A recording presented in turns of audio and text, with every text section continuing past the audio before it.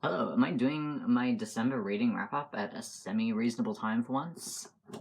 Kinda looks like it. First, we have Two Sides to Every Murder. This was 2 out of 5 stars.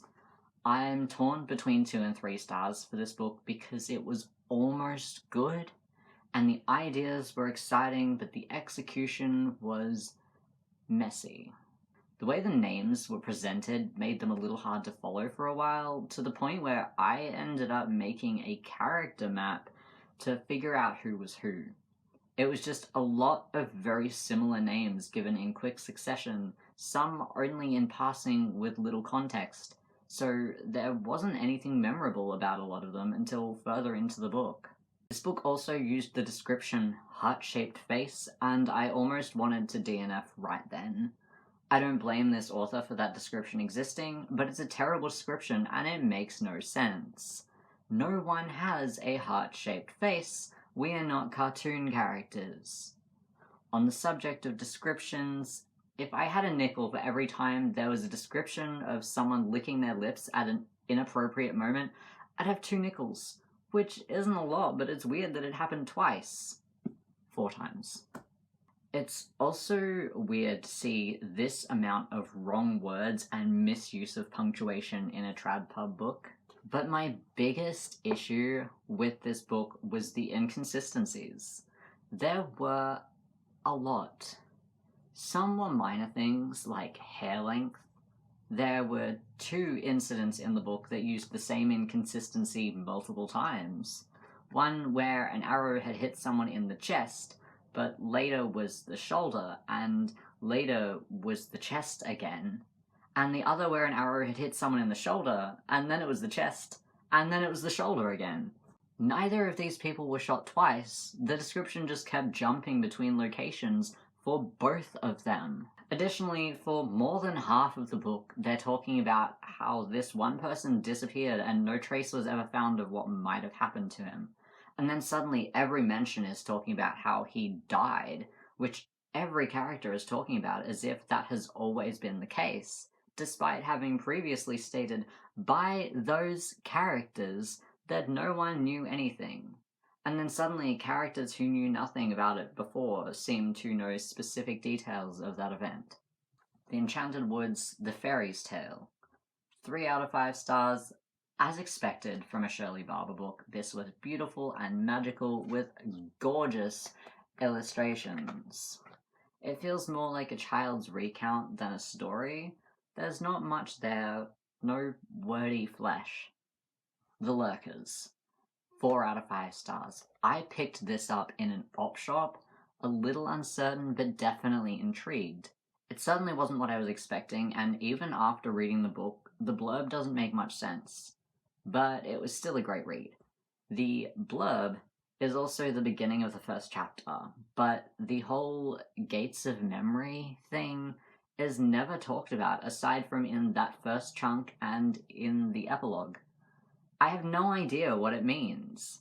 Ignoring that, it was a pretty good book. It's a fairly easy read, which I mistakenly interpreted as it probably won't be too detailed or intense. No. Silly Jake. In fact, one chapter had me staring very firmly at the page, holding my breath in combined anticipation and horror. I found the ending a little confusing, but the lead up to it was a little clever, and I was firmly invested in the story from start to finish. A Gallery of Children. 5 out of 5 stars. I was so lucky to find a copy of this in the op shop and instantly snatched it up. This is a lovely collection of short stories about kids being kids. The second story followed a girl going for a walk on her own and admiring the other children on their own outings, which turned out to be referring to the children from future stories in the collection. I thought this was quite lovely and clever. The stories are quite short, but each contains a little snippet of joy and wonder, and I could be found with a grin on my face throughout the entire book. Goosebumps Monster Blood 3. 3 out of 5 stars. Monster Blood is horrifying, and it does keep finding ways to ooze back into our lives, but most of this wasn't even really about the monster blood, and even the part that was just wasn't spooky. There wasn't even an, oh heck, how are they gonna fix this moment, because the solution was obvious right from the start of the book. Before the monster blood was even mentioned. Goosebumps, It Came From Beneath the Sink. 4 out of 5 stars. This is one of the first Goosebumps books I ever owned, and almost 20 years later, it's still standing strong as one of the best. It's creepy, unsettling, gross, and makes the reader question how they'll ever get out of the situation they're in.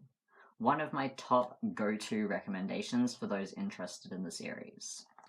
365 days of memorable moments and impossible things. 4 out of 5 stars. This book is great for any Doctor Who fan, though it is very largely about the original series, which I, of course, have not seen.